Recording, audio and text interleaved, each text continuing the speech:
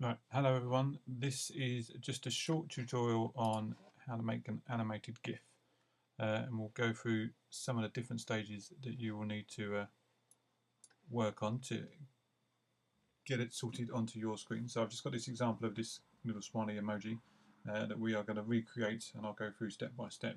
Obviously your designs will be kind of based around your guerrilla campaign that you are looking at with your work, and you can see in my example we've got the tongue that sticks itself out and kind of flips through, and we've got these animation frames down the bottom that we're going to go through and show you how they work.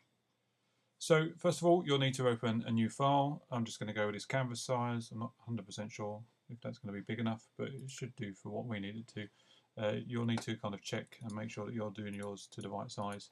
I'm just going to zoom in on mine, and we'll need to make sure that we use our layers well, and we're just going to look at getting your timeline sorted because you won't have this up. So you need to go to Window, not View, sorry, and just select Timeline and make sure it's ticked, and it should come up at the bottom looking a little bit similar to mine. You might have slightly different options on it where you can see it says Create Video Timeline and Create Frame Animation. We want frame animation to make our GIFs, so make sure you select that, click on the button, and it will change ever so slightly and look like this. Okay, and these are the different frames that we are going to work in to create our designs. Alright, so just double click on your background now to make it layer 0 and just turn off propagate frame 1.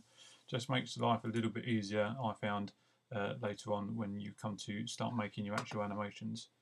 And what I'm going to do is I'm going to try and put things on different layers as I create my design. So I'm just going to do my head first and go in and choose my colour and set that into place. Oh, it is a bit low res, but it should do for what we need to do. Alright, so there's my face and the main kind of section of that. I'm now going to go through and create a different layer for my eyes. So go back to shape. Make sure I change my colour so that it doesn't come out orange again. And then one eye socket in there and another one next to it. Not quite straight. You can spend a little bit longer to line yours up. Whatever your designs are, hopefully you'll have a bit better of an idea on just doing this as an example, and we'll kind of whack a nose in as well.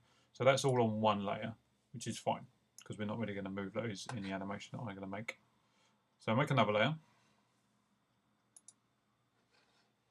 and what I would do is with your layers, try and label them up to what they are. So this time I'm going to put the pupils of the eyes in, and I'm going to do both on the same layer because I'd like them to move together later on. Have rolling eyes. Oh, that one's a bit small. Let me just tweak that so that we get it similar. That's better.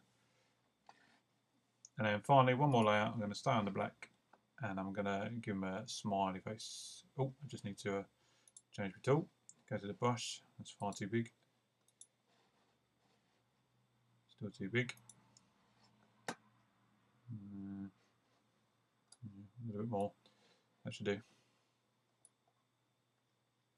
That'll do. Still probably a bit big for what we want it for, but it'll do. It'll suffice. All right. So there's my main design, and hopefully you can see down in the bottom left that it's starting to show. So there's our first frame.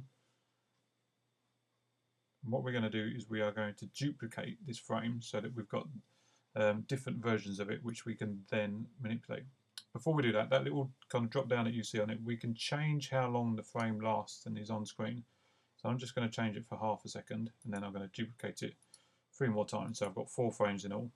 And you will have as many frames as you kind of see fit. I'm just going to do 4 for now to make it nice and simple.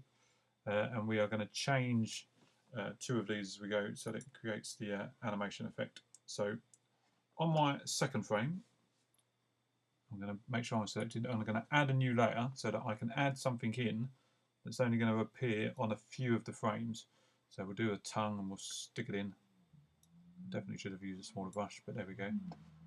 So let's give it a bit of colour. So let's choose a pink for his tongue, and then use the paint thing